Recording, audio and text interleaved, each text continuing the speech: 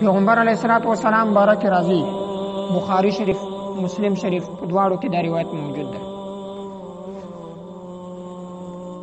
پیغمبر علیه الصلاۃ والسلام منځ کوي او منځ باندې مصروف ده. د قریش مکه یو ډیر سخت ظالم عقبه ابن ابي معيط، صحیحین کې تذکر شته. نو سیدنا عبدالله بن مسعود رضی الله تعالی عنہ په دې ټیم وړکی ده، ډیر ماشوم ده. دی وایي زه ورته ګورم، رأیت عقبة بن ابي معيط جاء الى رسول الله صلی الله علیه وسلم.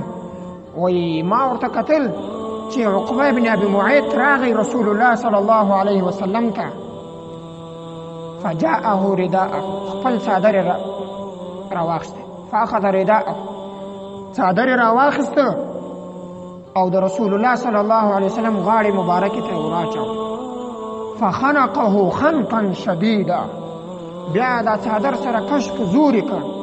معاذ الله، عقبه بن ابي معيط دا کوشش کاوه چې رسول الله صلی الله علیه وسلم زندگی کې او ځان اخلاص کې معلوم. په دې دوران سیدنا ابوبکر صدیق رضی الله تعالی عنہ په منډه راغی.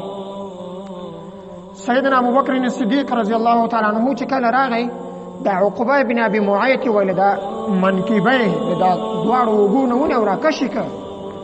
بیا ورته ویلې اتقتلون رجلا ان يقول ربي الله، اے ظالمه ته یو داسې انسان قتلوي، یو داسې سړی قتلوي، ان يقول ربي الله، چې هغه وایي زما رب الله ده. وقد جاءكم بالبينات من ربكم، او ته یو داسې انسان قتلوي چې هغه تاسو ته د الله له طرف نه ډیر واضح نشانونه معجزې تاسو ته راوړي دي، ښکاره کړي دي. پیغمبر علیه الصلاۃ والسلام سره دومره ظلم وشو، بیا هم نبی علیه الصلاۃ والسلام خپل انتقام نه دی ځینې اخیستی.